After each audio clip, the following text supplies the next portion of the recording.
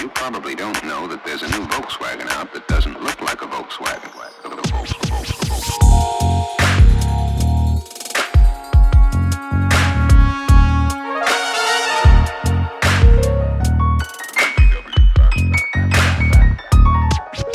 It's got everything that people who like the bug like.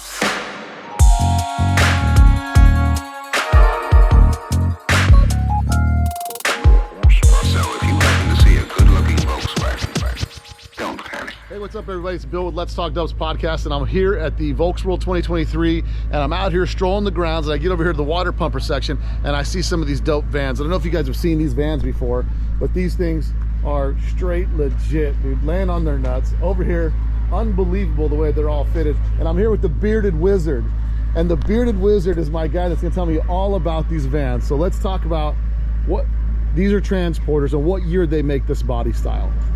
This particular body style starts 2010, all the way up to sort of 2023. The actual body of the vehicle has never changed, just the front ends, the bumpers, and the rear ends have changed, but the actual chassis of the vehicle is all the same all the way through. And now your particular transporter here, this didn't start out as a camper, right? No, that's quite correct. It started as a work van. It had 3 seats in the front and was just used for general building and things like that, and then obviously taken on and converted after it was used as that to what it is today. So everything you've done to this thing is all custom done by you?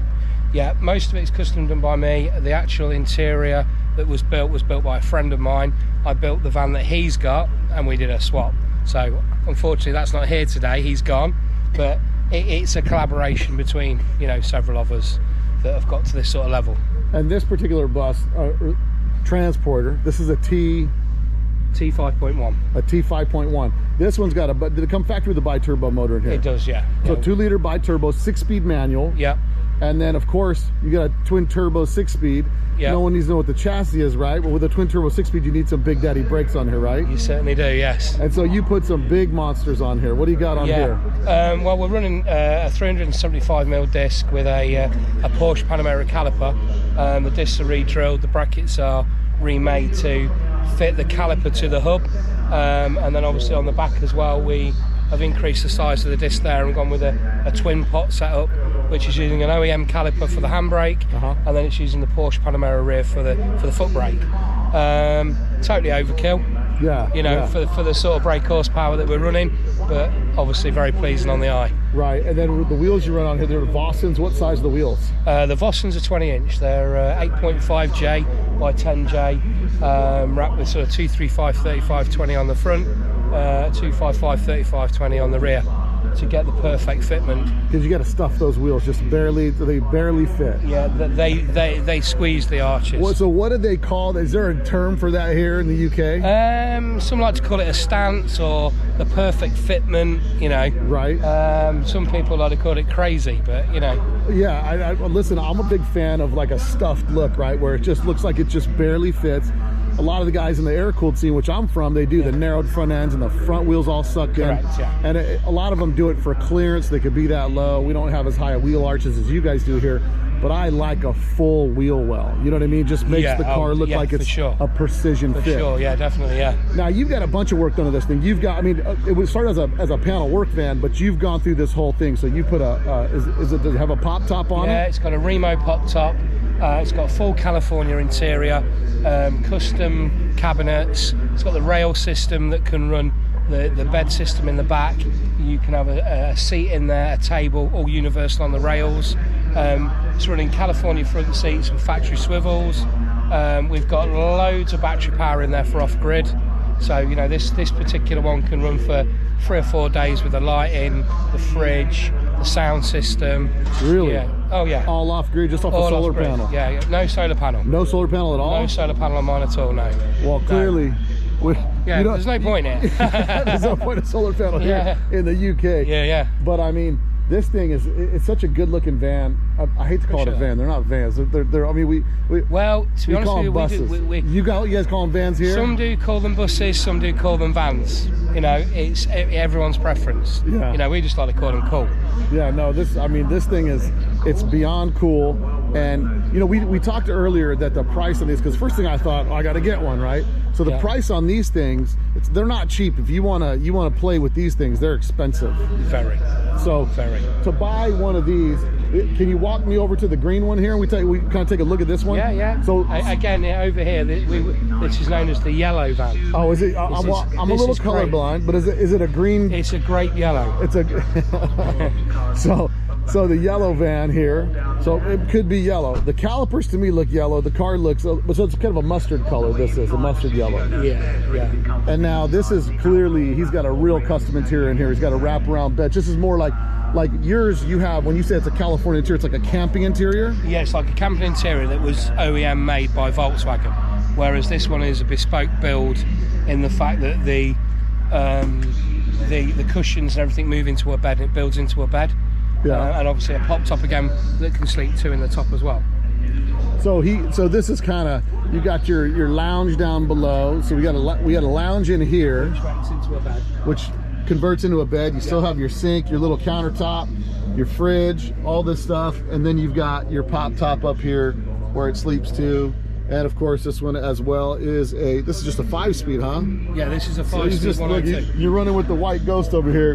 You need another gear. You need another gear, son. This one's tuned. This is tuned as well. But this one's a diesel, right? That's a diesel as well, yeah. So yours is a diesel? Diesel. So both diesels, 2 liter. What size is this one? 2 litre. But you said this was a 102 brake horsepower as an original out of the factory. And now it's sitting at what? My company, we offer a big tuning company in the UK is Pendle Performance. What is it called? Pendle Performance. Do you have a website? Yeah, it's www.pendleperformance.com.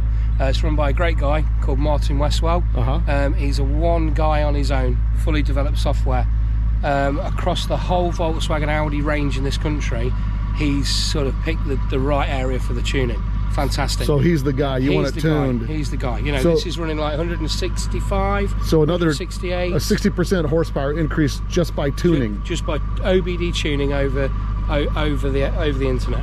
Really? So no injector changes, no any of that stuff. Absolutely nothing changed whatsoever. Pendle, there is a extensive health check and data logging of the original motor first.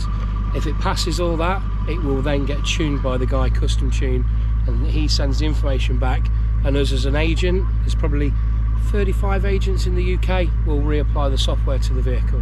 Oh wow. So my next question then is, you guys over here have some pretty stringent inspections, right? And these cars are all on air and everything's sitting like that. Is it trouble to get these things through the what do you call it, the MOT over here? It is called an MOT, yeah.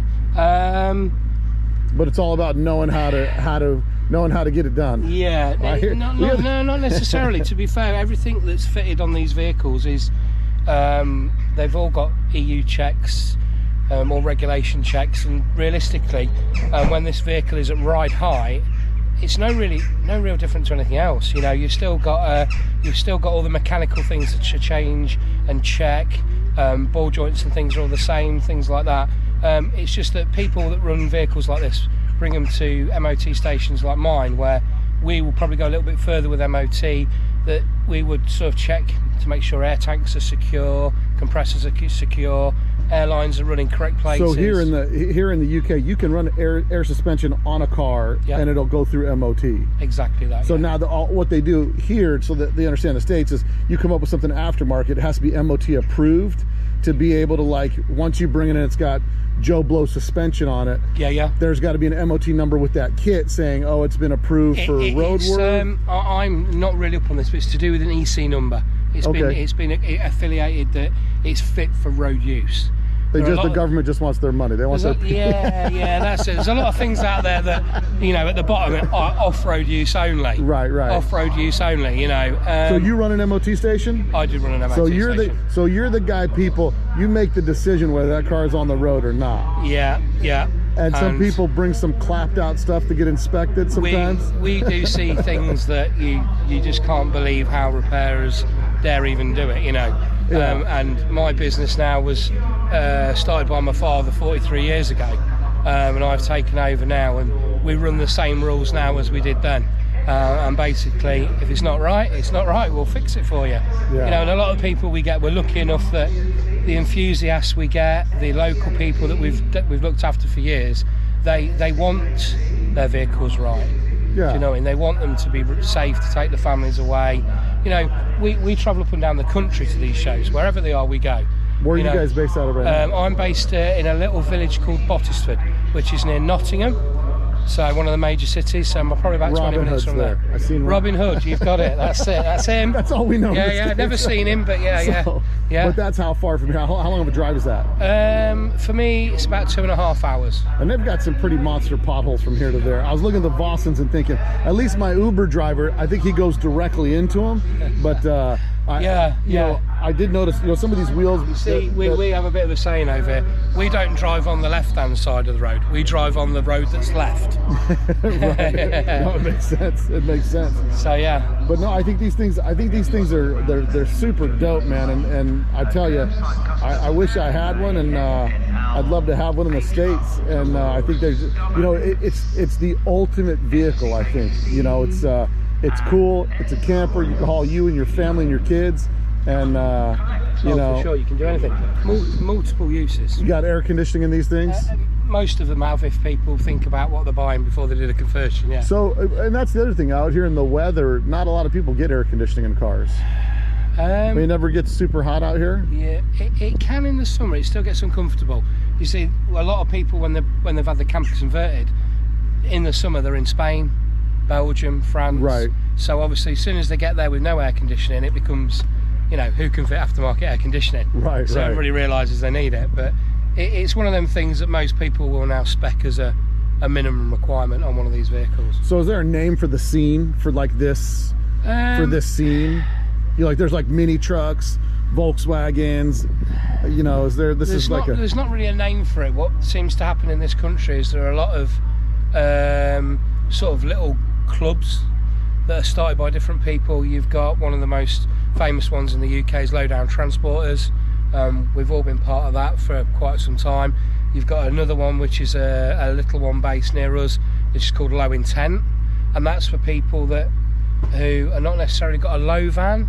It's not all about being low, but they want to come along and enjoy the weekend and have a beer, bring the kids out and things like that. So it's not really any sort of specific sort of area for them, if you know what I mean. Right. Although it does seem that wherever they go, people are drawn to them massively. I mean, they definitely have a sinister look, man. A sinister look for a big old panel van, right? Correct. I love it, man. I think it's the same reason I'm into Volkswagens, right? It's like the opposite. It's the oxymoronic aspect of something that wasn't built for that purpose, but looks so cool when you do it that way. That's it. Well, man, I think that's what it is. I appreciate you taking some time with us, man. Yeah, and good meeting you. Yeah, and you, and listen, man, you guys lucky enough to come to the UK. You run into the Bearded Wizard. He's going to answer all your questions that you have on these big body transporters that are laid down. Like the bug like.